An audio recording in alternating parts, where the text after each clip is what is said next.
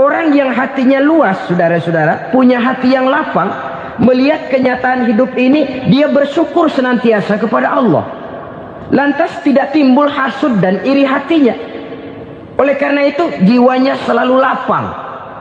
Kalau tidak, cupik hati namanya, dangkal pandangan, tidak senang melihat orang lain dapat nikmat, dan itu sering dijadikan contoh.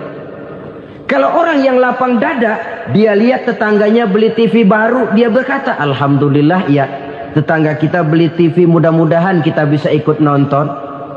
Lapang dadanya. Tapi orang yang sempit hati, lihat tetangga beli televisi, meriang. Enggak diapa-apain, meriang. Besoknya dengar tetangga beli motor, makin sakit, ke rumah sakit. Lalu di rumah sakit dengar tetangganya beli mobil, mati.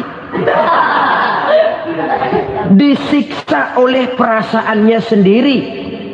Orang kalau hati sudah sempit dalam hidup, kemanapun dia pergi, sempit rasanya medan kehidupannya.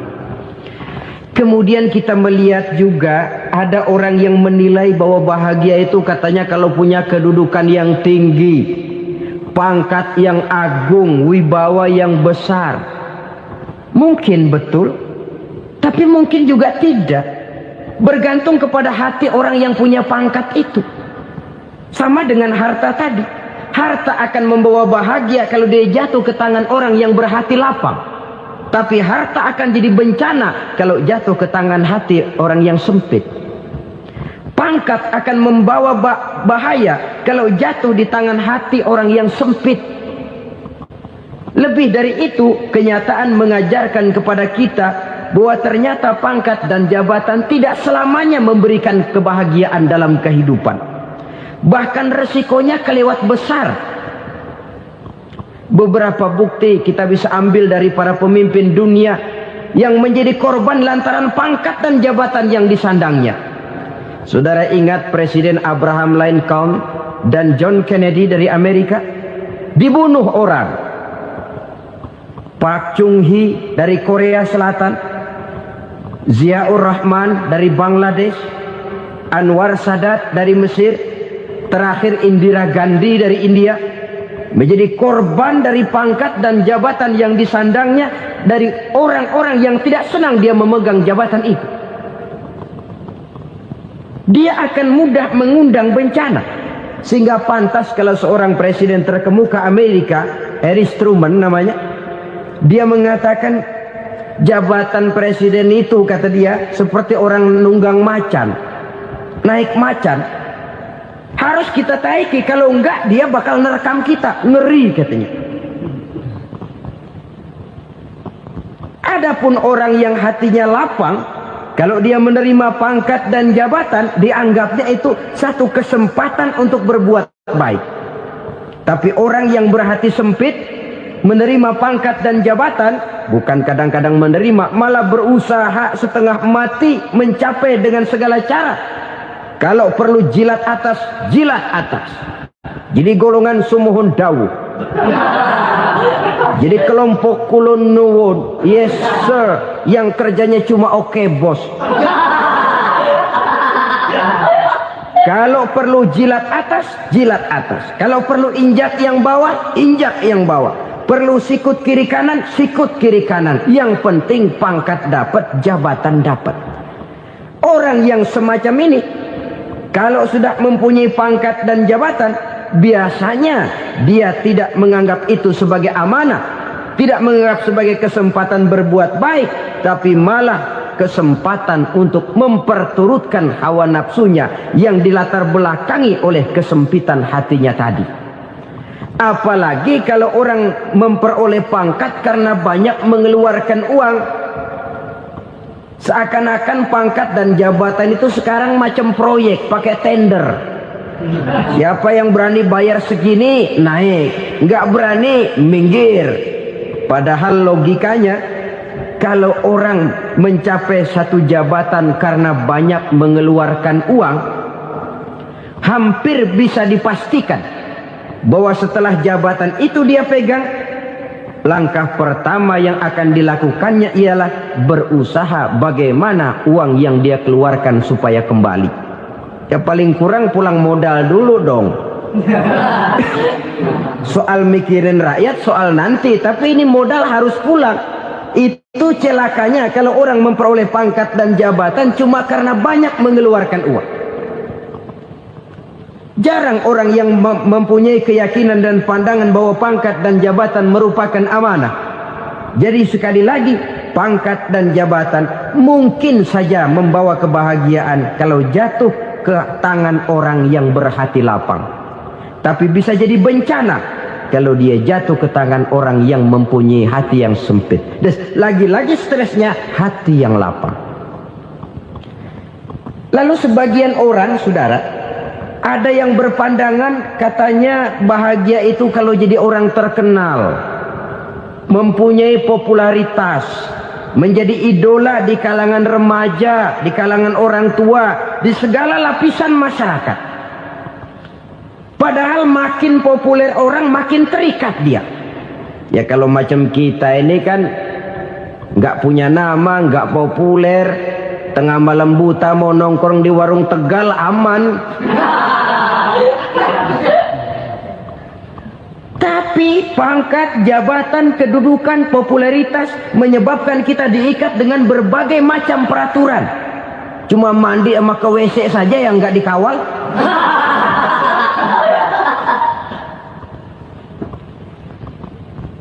Benarkah popularitas, ketenaran membawa kebahagiaan? Mungkin. Ya, tapi mungkin juga tidak. Kenapa? Banyak orang-orang populer yang mengakhiri hidupnya secara tragis. Kita ambil beberapa nama. Di Amerika tahun 60-an ada bintang seksi paling terkenal yang dijuluki seks bom. Bom seks. Sampai sekarang jadi legenda, namanya Marilyn Monroe. Singkatan doublenya itu inisialnya MM, Marilyn Monroe. Terkenal, top, sampai dia mati tahun 62. Namanya sekarang masih saja dibicarakan orang. Kenapa dia bunuh diri? Tidak punya hartakah dia? Banyak. Kurang populerkah dia? Seluruh dunia mengenalnya. Sejak rakyat kecil sampai pejabat tinggi dia punya hubungan. Kenapa? Jenuh. Dia terlahir dalam keadaan yatim.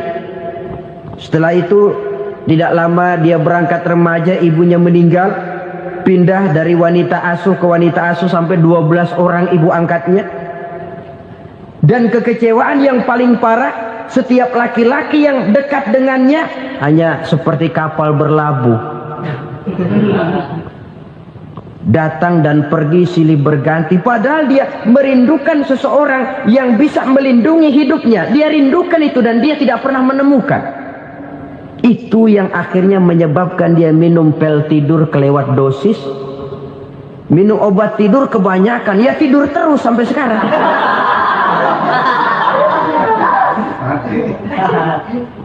Dia mengakui, saya telah memiliki ketenaran, tapi saya tidak pernah hidup dalam ketenaran itu.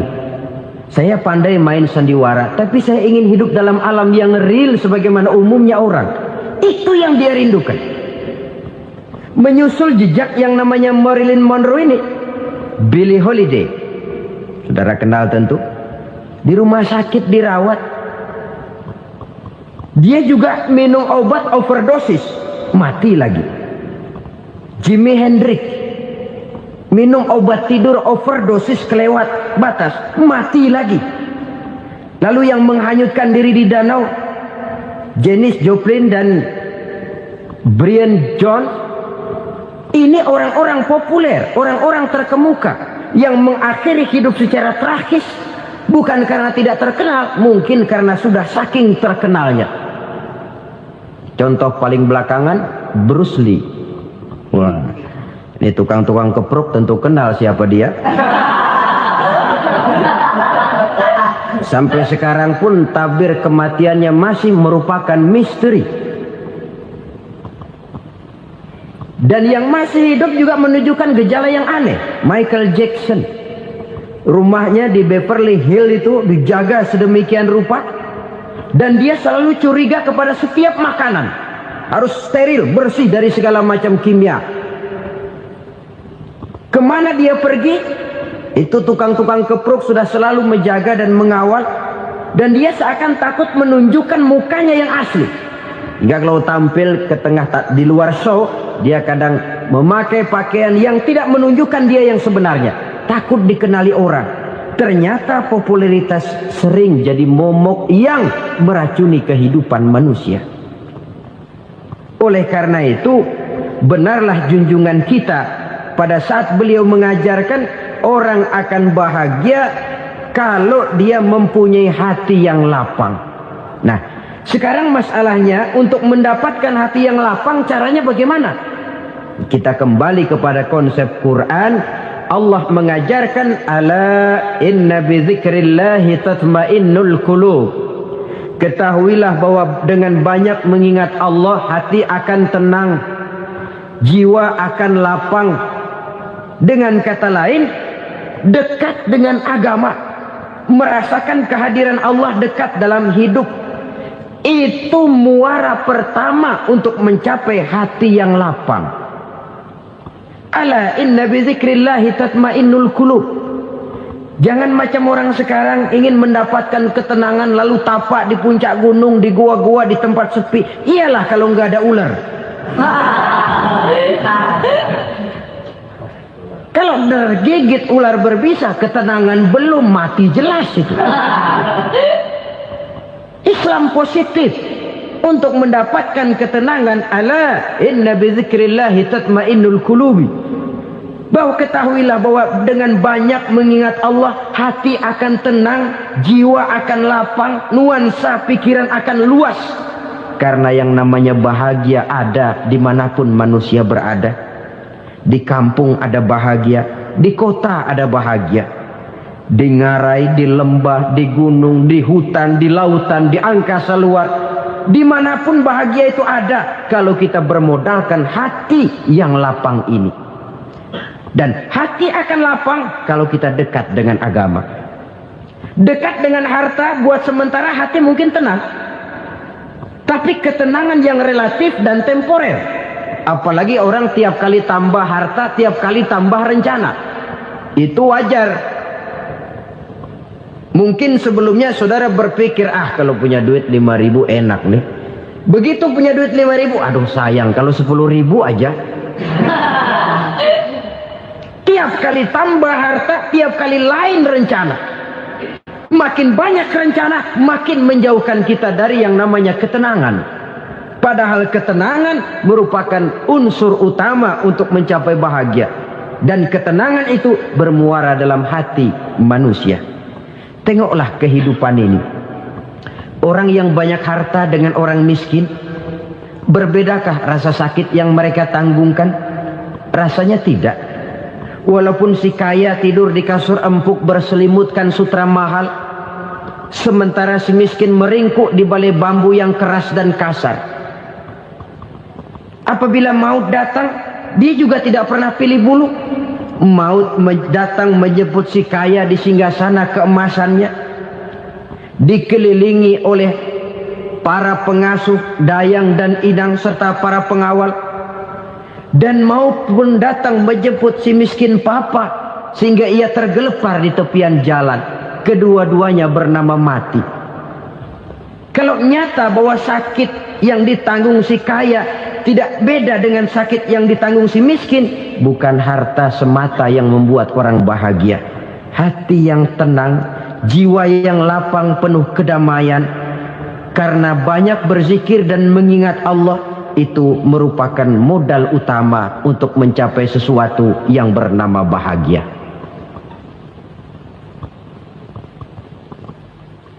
Saudara hadirin yang saya hormati, inilah yang pertama dari 4 ciri yang digambarkan oleh Nabi tentang tanda-tanda orang bahagia. Dan harus berangkat dari yang pertama ini, hati yang lapang. Ini yang harus kita miliki lebih dahulu. baru nanti akan menyusul kepada poin yang ketiga, kedua, dan selanjutnya. Sebab kalau hati sudah terisi dengan jiwa yang lapang, seluruh persoalan insya Allah akan bisa kita atasi dengan sebagaimana mestinya. Yang kedua sekarang, tanda orang bahagia menurut baginda Nabi, markabun syariah. Orang bahagia itu, kata beliau, punya kendaraan biar cepat asal lancar. Artinya kemana dia mau pergi mudah. Apa maksud hadis ini? Kalau kita kaji lebih dalam, kendaraan itu kan alat transportasi. Transportasi tidak lain adalah usaha memudahkan komunikasi. Pindah dari situ kepada teori bahwa manusia adalah zon political, makhluk bermasyarakat yang tidak bisa memenuhi kebutuhan hidupnya secara sendirian. Kita memerlukan keberadaan orang lain dalam kehidupan ini. Untuk memakai baju saja kita sudah perlukan petani yang tanam kapas, pabrik yang memintal kapas jadi benang, pabrik yang menenun benang jadi kain, sampai kepada mesin jahit, sampai kepada tukang jahit. Itu cuma untuk memakai pakaian saja. Tidak seorang pun di antara kita yang sanggup memenuhi kebutuhan hidupnya secara sendiri. Kita perlu orang lain. Maka kebebasan dalam arti mutlak, kebebasan tanpa batas, itu tidak mungkin ada dalam kehidupan. Karena kita mengadakan yang disebut interaksi sosial. Setiap kegiatan kita tentu melibatkan orang lain. Menurut kita barangkali kita bebas jalan di jalan raya semaunya, tapi orang lain berkendaraan pun merasa bahwa ini ada juga jalan haknya, dan begitu selanjutnya. Oleh karena itu, maksud dari kendaraan yang cepat ini adalah khulata'uhu ma'as solihin. Lingkungan pergaulannya terdiri dari orang-orang soleh. Pergaulannya luas. Kemana dia pergi ada temannya. Kesulitannya ada tempat dia cerita. Dan kesulitan kalau sudah diceritakan kepada orang lain, taruh kata orang itu tidak bisa menolong, namun menceritakannya kepada orang yang kita percayai, kan paling kurang sudah mengurangi beban jiwa, mengurangi tanggungan batin, merasa masih ada tempat kita cerita. Maka lebih baik orang awam yang mau bergaul ketimbang orang setengah alim tapi ngunci pintu. Sebab nantinya akan timbul sikap picik, cupik pandangan, dan tidak luas menghadapi kenyataan dalam kehidupan ini. Namun yang harus kita garis bawahi, pergaulan memang mesti luas. Namun jangan sekali-kali lupa bahwa pergaulan sangat besar pengaruhnya dalam ikut membentuk kepribadian manusia. Sehari-hari bisa kita bilang, kalau kita dekat sama tukang minyak wangi, sekalipun nggak dibagi minyaknya, baunya tentu dapat. Betul? Tapi dekat sama tukang elas, walaupun nggak kena apinya, asapnya mesti kena. Kalau Syauqi mengatakan lebih jelas lagi, man asyaral asyrafa asa musyarrafan wa muasyiral anzali ghairu musyarrafin. Awalam taral jildal hakira muqabbalan bisagri lamma sara jildal mushaf. Siapa yang bergaul dengan orang mulia, dia bakal ikut menjadi mulia. Tapi siapa yang berteman dengan orang hina, dia tidak bakal ikut menjadi mulia. Tidakkah kau lihat, kata Syauqi, kulit kambing yang hina pun dicium orang ketika menjadi kantong Quran. Kulit kambing hina, kalau dia sendirian gak ada yang mau cium. Tapi begitu dia bergaul dengan Quran, menjadi kantong Quran, dipakein minyak wangi, ditaruh di tempat yang tinggi, mau diambil dicium dulu, dibawa dengan penuh hormat dan hati-hati. Kulit kambing yang hina lantaran berteman dengan Quran, numpang mujur. Tapi coba lihat kalau kulit kambing berteman dengan kayu, jadi beduk, habis. Zohor dikemplang, asar dipukul. Itu pun sedikit saja, cuma salah milih teman. Yang temannya Quran dihormati orang, yang temannya kayu lantaran jadi beduk, gelap-gelap subuh orang udah kemplangi.